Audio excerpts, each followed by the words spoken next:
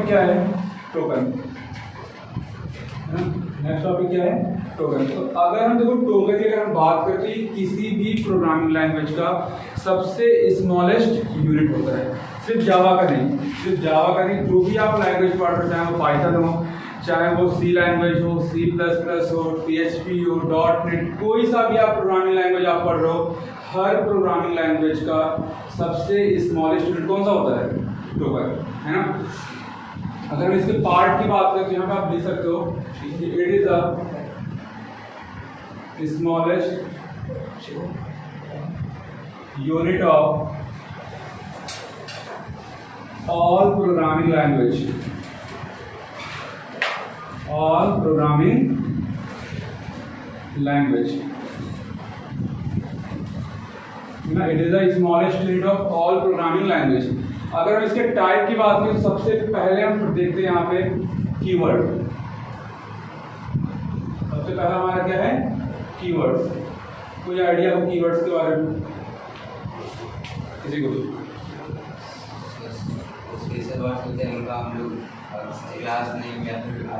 Sir जब नया object create करते थे उसमें यूज होते थे। ओके, चलो, तो कीवर्ड्स हमारा क्या है? कीवर्ड्स एक हमारा ना रिजर्व वर्ड होता है। क्या होता है?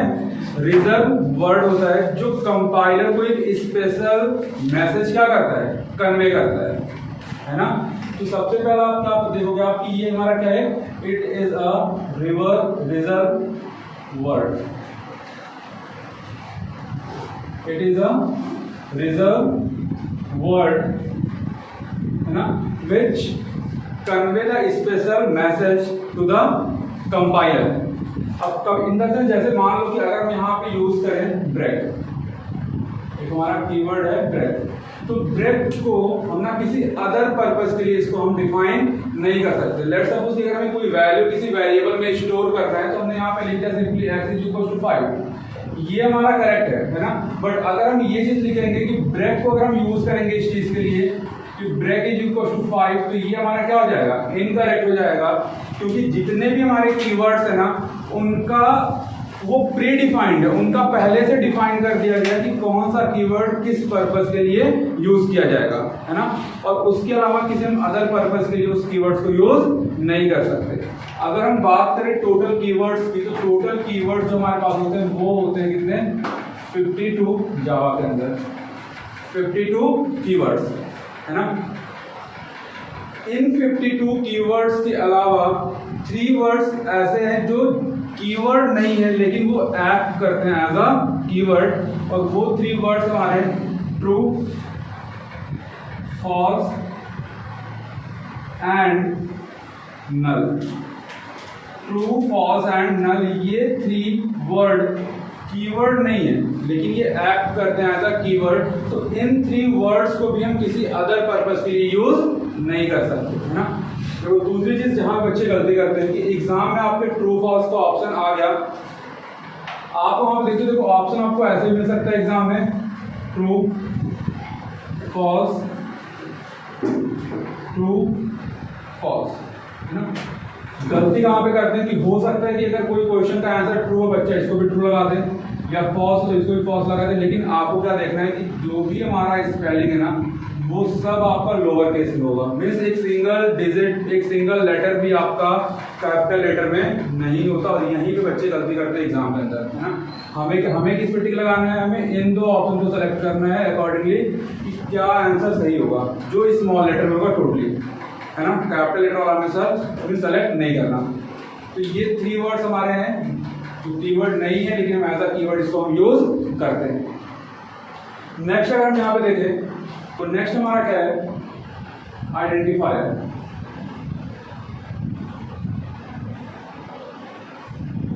आइडेंटिफायर या फिर इसको हम वेरिएबल भी बोल देते हैं। आइडेंटिफायर या फिर वेरिएबल। देखो वेरिएबल का काम क्या होता है? वेरिएबल का सिंपली काम होता है ना डेटा को स्टोर करना, डेटा को स्टोर करना। अब जैसे मान लो कि अगर आप एक नया फोन अगर आप लेके आ रहे हो परचेज करके, है ना, आपने एक फोटो क्लिक किया, कुछ भी आपने फोल्डर नहीं बनाया। देखो हमारे मोबाइल के अंदर क्या होता है ना कि वो ऑटोमेटिकली फोल्डर बनाता रहता है ना। अगर आपने एक फोटो क्लिक किया, फोटो क्लिक, जो आपका फोटो है ना वो क्या है, डेटा है ना। लेकिन जैसे ही आप फोटो क्लिक करके आप गैलरी में जाओगे, वहां पे आप देखोगे कि एक कैमरा नाम का एक फोल्डर बन जाता है, उसके अंदर आपका डेटा स्टोर हो जाता है ना। इन द सेम वे कि अगर आपको व्हाट्सएप पे कोई मैसेज आ रहा है, फर्स्ट टाइम आपने इंस्टॉल किया, जैसे ही कोई वीडियो या फिर कोई इमेज आता है, वो ऑटोमेटिकली गैलरी में एक व्हाट्सएप वीडियो या व्हाट्सएप इमेज नाम का क्या बन जाता है, फोल्डर बन जाता है। उसके अंदर क्या हो जाता है, डेटा हमारा स्टोर हो जाता है ना। सो वो जो फोल्डर आपका बनता है व्हाट्सएप वीडियो या व्हाट्सएप इमेज नाम का, वो जस्ट लाइक अ वेरिएबल, और जो उसके अंदर जो डेटा होता है, जो कंटेंट होता है ना, जो फोटोज और वीडियो होते हैं, वो क्या होते हैं, हमारे डेटा होते हैं ना।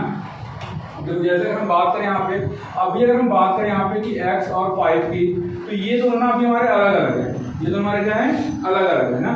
लेकिन अगर हमने यहाँ पे बीच में हमने असाइनमेंट ऑपरेटर अगर यहाँ पे लगा दिया, इट मीन्स कि ये जो x है ना, ये जो 5 है वो किसके अंदर स्टोर हो गया, x के अंदर, और x हमारा कैसा काम कर रहा है, एज अ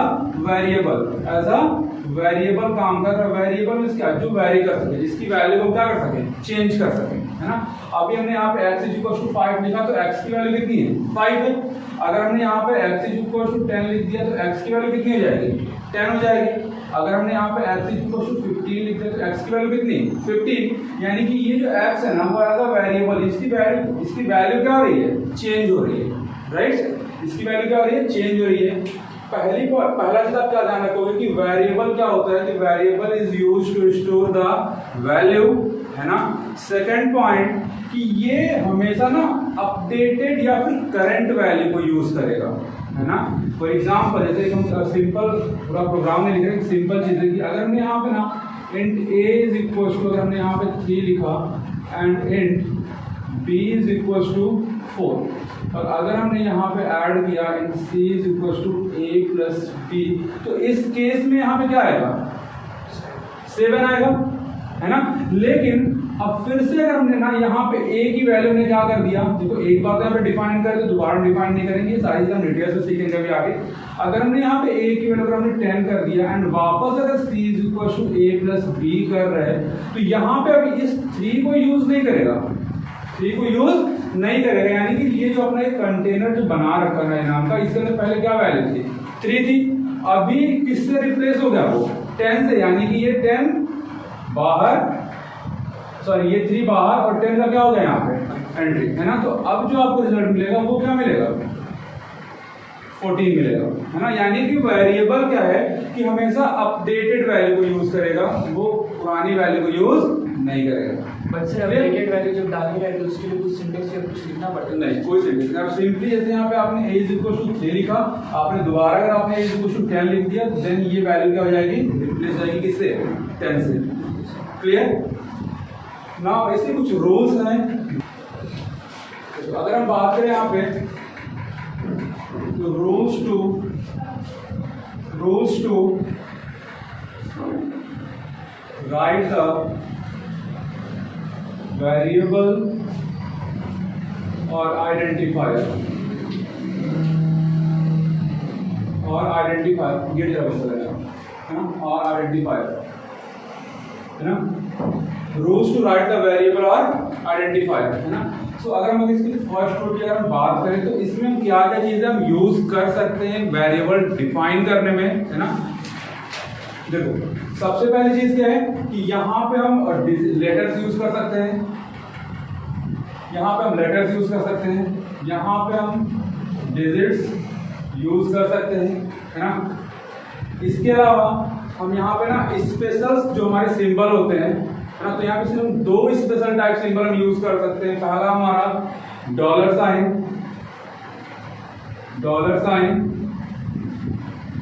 दूसरा हमारा अंडरस्कोर,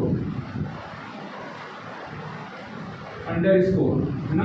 देखो अंडरस्कोर हमारा लिखा था कैसे, वो आप देखो, जैसे मान लो कि अगर आपने यहाँ पे ना a_b लिखना है, तो अंडरस्कोर ना हमेशा बॉटम पे लगेगा, यहाँ पे लगेगा अंडरस्कोर बॉटम पे।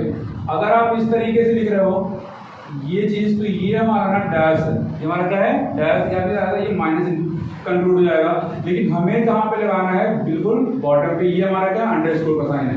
तो इसके अलावा हम कोई और चीज हम यूज नहीं कर सकते, मींस लेटर्स डिजिट्स को हम यूज करेंगे, लेकिन स्पेशल सिंबल में सिर्फ और सिर्फ $साइन या फिर अंडरस्कोर।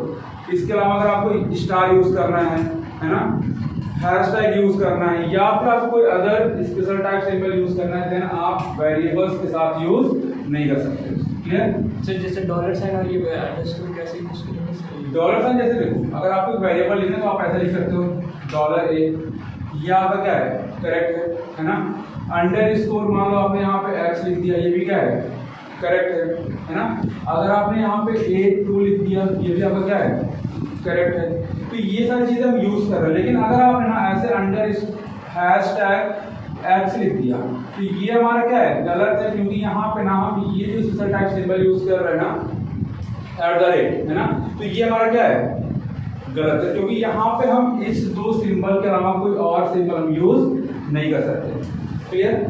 सेकेंड पॉइंट की अगर हम बात करें तो यहाँ पे हम कीवर्ड को एज अ वेरिएबल या एज अ आइडेंटिफायर हम यूज नहीं कर सकते, क्योंकि अभी मैंने बताया कीवर्ड हमारा क्या है, रिजर्व वर्ड है, उसका पहले से ही वो प्री डिफाइंड है कि वो उसका कौन सा कीवर्ड किस काम के लिए बनाया गया है। क्लियर?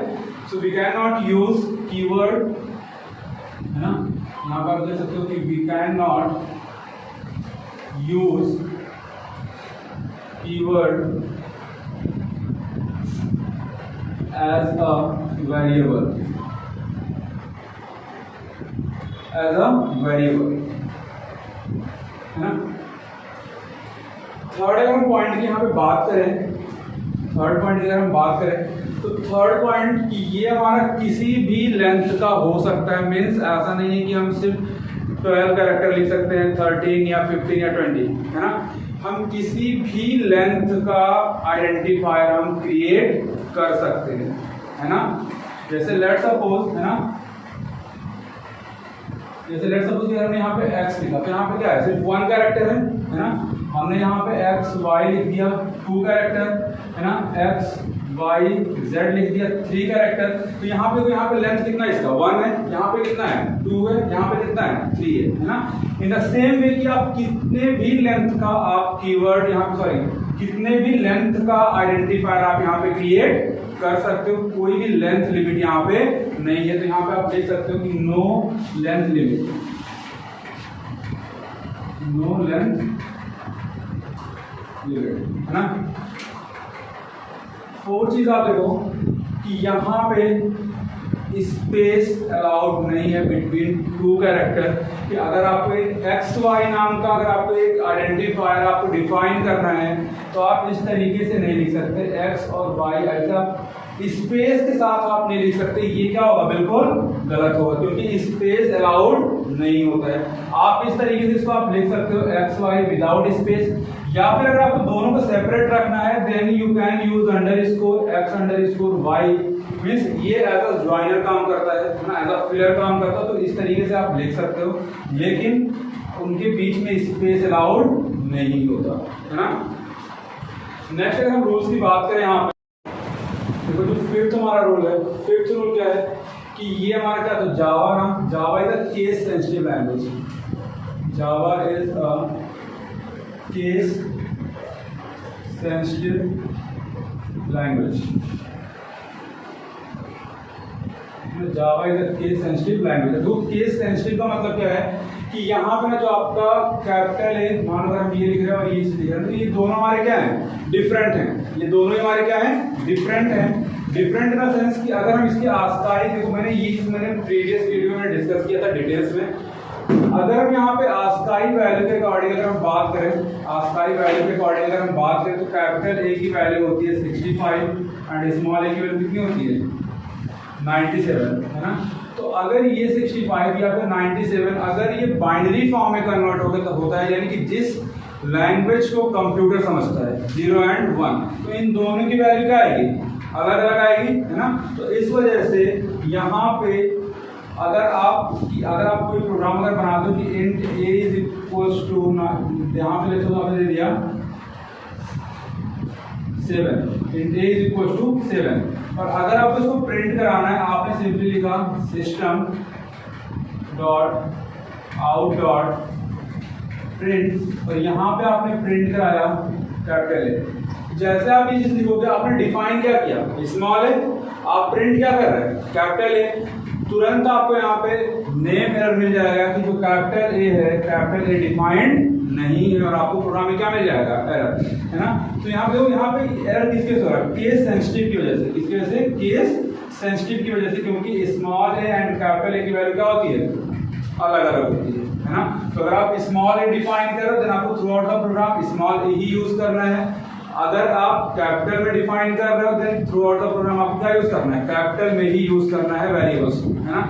एंड लास्ट जो आपका सिक्स्थ लास्ट रूल जो सबसे इंपॉर्टेंट है वो ये है कि कोई भी वेरिएबल्स डिजिट के साथ स्टार्ट नहीं होता, मीन्स डिजिट पहले नहीं आएगा। अगर आप इस तरीके से कोई वेरिएबल अगर आप डिफाइन कर रहे हो 7x है ना, या 10y है, तो ये जो वेरिएबल्स हैं ये क्या है, इनवैलिड है। ये क्या है, इनवैलिड है, means we can not start with number, है ना, यानी कि नंबर से ये स्टार्ट नहीं होगा।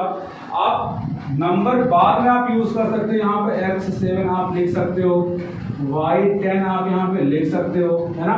यानी कि नंबर को कहाँ पे यूज करना है, बाद में, पहले कभी ये नंबर से स्टार्ट नहीं होगा। क्लियर, ये नंबर से हमारा स्टार्ट नहीं होगा। तो ये कुछ रूल्स थे आइडेंटिफायर को लिखने का। क्लियर।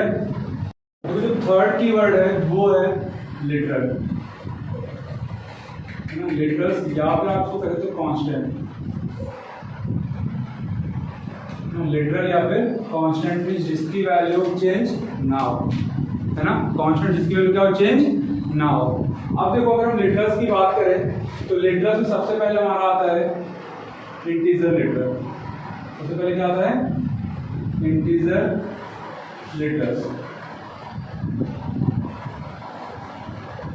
सबसे पहले हमारा आता है इंटीजर लिटरल्स। मींस देखो इंटीजर में क्या क्या नंबर इंक्लूड होते हैं, प्लस में नंबर हो, पॉजिटिव नंबर, नेगेटिव नंबर या फिर जीरो। तो ये सब किसके अंदर आएंगे, हमारे इंटीजर लिटरल के अंदर। जैसे मान लो हमने यहाँ पे 97 लिख दिया, है ना, या फिर मान लो हमने यहाँ पे 0 लिख दिया, या फिर यहाँ पे 105 लिख दिया। तो ये सब हमारे क्या है, इंटीजर लिटरल है। क्या ये इंटीजर लिटरल, लेकिन इंटीजर लिटरल ना फर्दर कई सारे पार्ट में डिवाइडेड है। जैसे अगर हम यहाँ पे फर्स्ट इंटीजर लिटरल की बात करें तो वो हमारा क्या होता है, डेसिमल,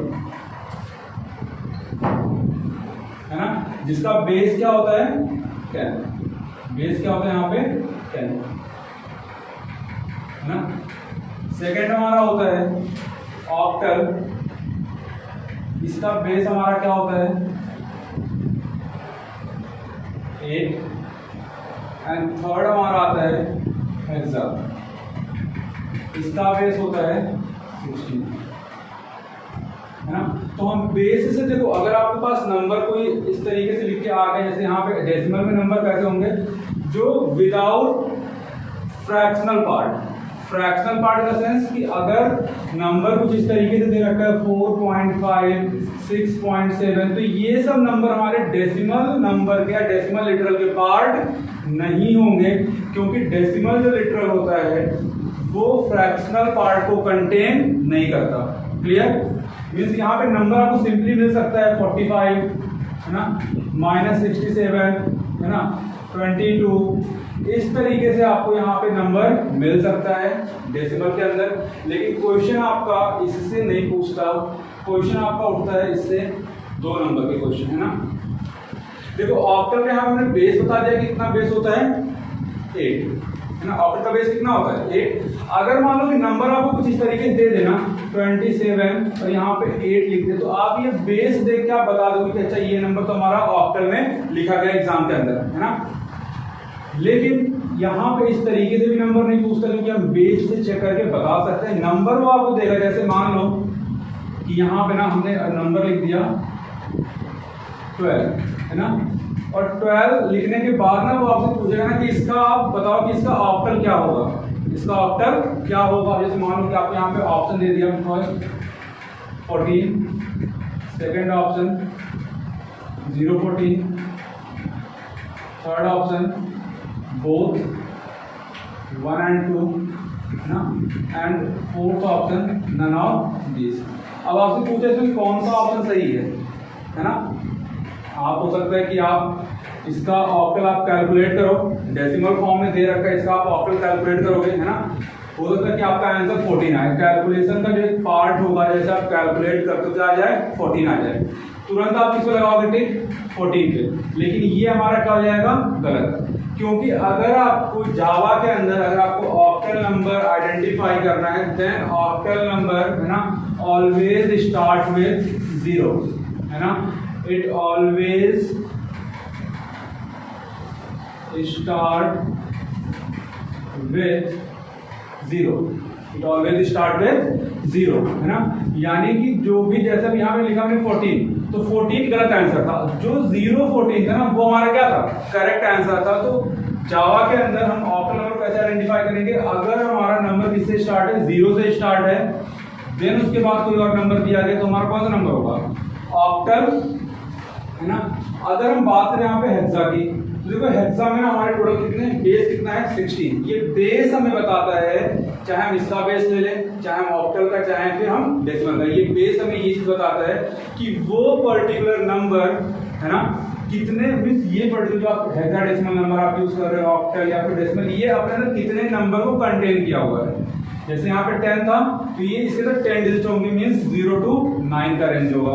अगर यहाँ पे ऑक्टल है तो ये 0 to 7, जितना भी बड़ा नंबर आपका बन जाए 0 to 7 ही होगा, उससे ऊपर का लिमिट इसका नहीं जाएगा। यानी कि अगर आपको ऐसे दे दिया 28 और यहाँ पे बेस आपका 8 लगा दिया, तो आपको पता है कि ऑक्टल का बेस 8 है, आप तुरंत सही करके आ जाओगे। लेकिन यहाँ पे हमें रेंज भी देखना है कि रेंज कितना होता है, 0 to 7, और यहाँ पे जो 8 आ रहा है ना वो बियॉन्ड रेंज आ रहा है। क्लियर, ये क्या हो जाएगा, हमारा गलत हो जाएगा। तो हमें रेंज का भी ध्यान रखना है। इन द सेम वे अगर हम बात करें यहाँ पे हेक्सा का, इसकी बात करें हम हेक्सा का, तो हेक्सा टोटल 16 डिजिट कंटेन करता है, और वो 16 डिजिट क्या है, 0 to 9 and A to F, 0 to 9 and A to F।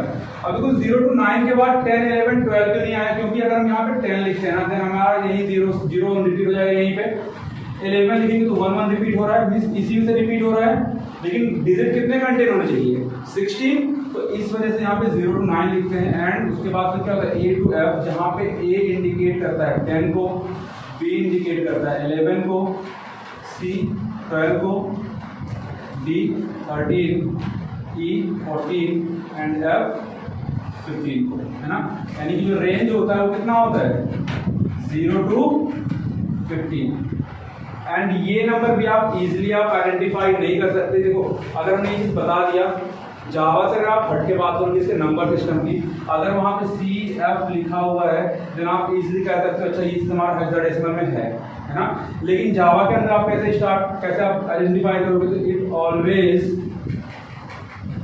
It always start with, या तो ये 0x स्मॉल लेटर में होगा, या फिर 0x कैपिटल लेटर में लिखा होगा पहले। यानी कि अगर हमारा नंबर 0x C4 लिखा हुआ है तो हम कह सकते हैं कि ये हमारा किसमें है, हेक्साडेसिमल में, किसमें है, हेक्सा में, है ना। लेकिन अगर सिर्फ C4 लिखा हुआ है तो ये हमारा जावा के अंदर कोई भी नंबर नहीं है।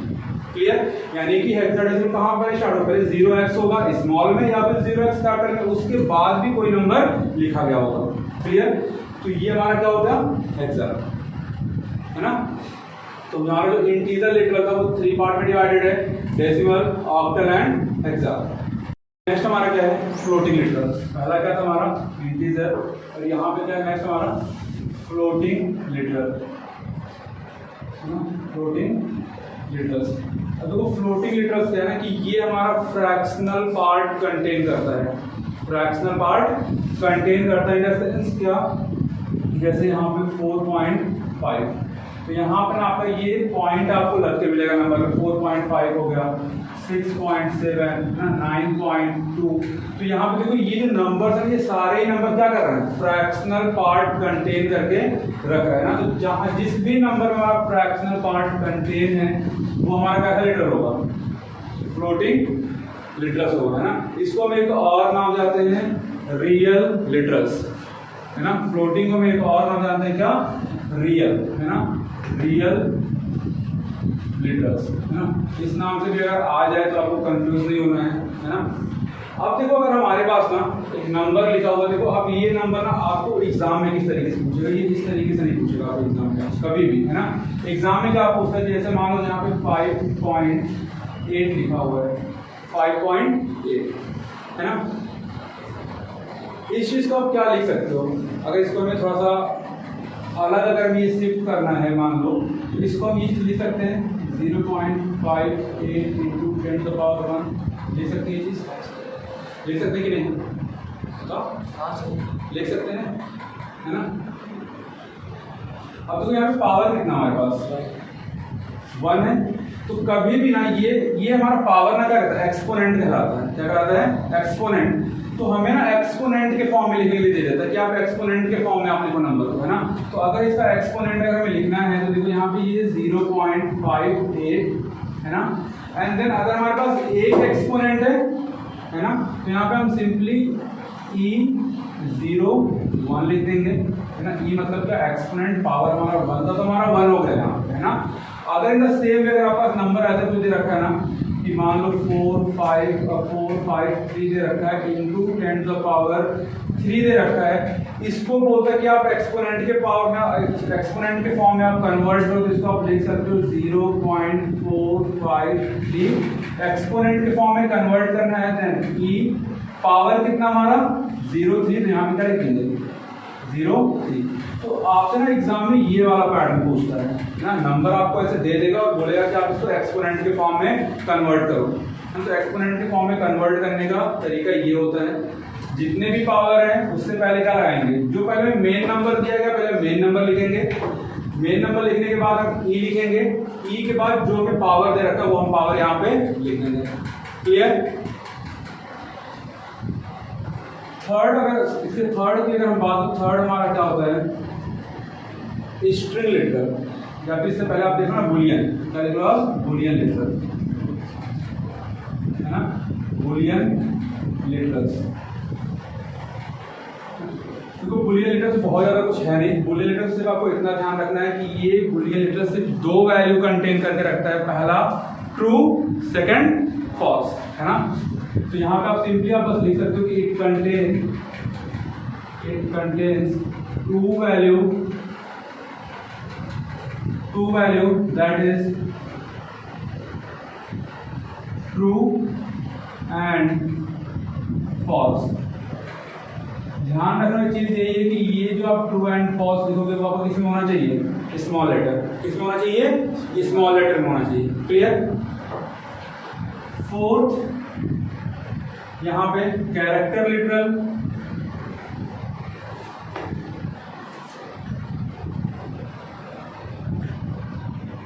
Character literal.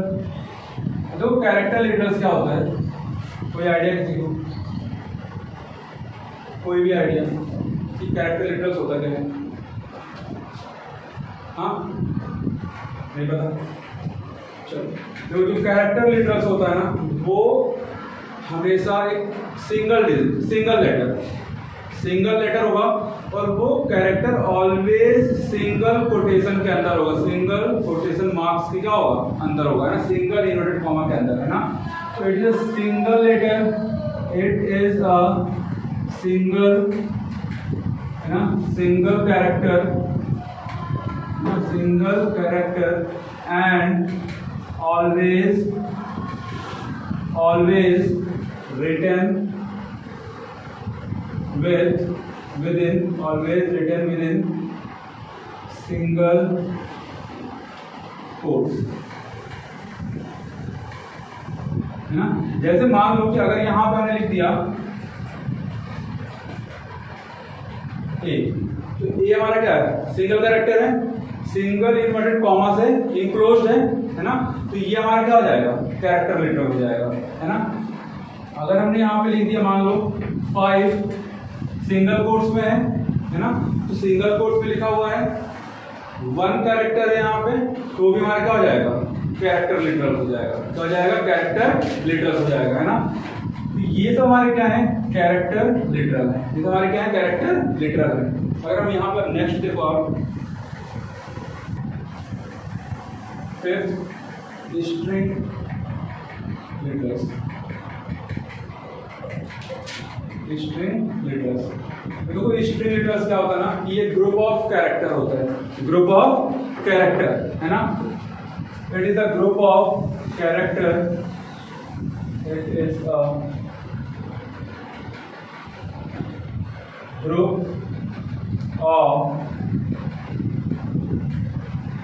characters and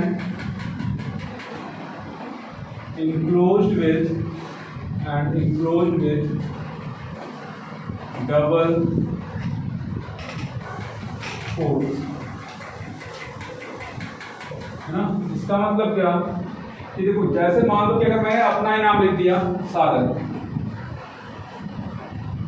सागर है ना, देखो पहली चीज तो हमें कर रहा है कि ये ग्रुप ऑफ क्या है, कैरेक्टर है, ग्रुप ऑफ क्या है, कैरेक्टर। लेकिन क्या ये सागर हमारा स्ट्रिंग लिटरल है, सागर हमारा स्ट्रिंग लिटरल है, ग्रुप ऑफ कैरेक्टर तो है ना, लेकिन अभी भी ये हमारा स्ट्रिंग लिटरल नहीं है, क्योंकि यहाँ पे दूसरा कंडीशन में क्या दे रहा है कि it always enclosed with double quotes, यानी कि जब तक हम ये डबल कोट्स यहाँ पे नहीं लगाएंगे तब तक ये हमारा स्ट्रिंग लिटरल नहीं होगा।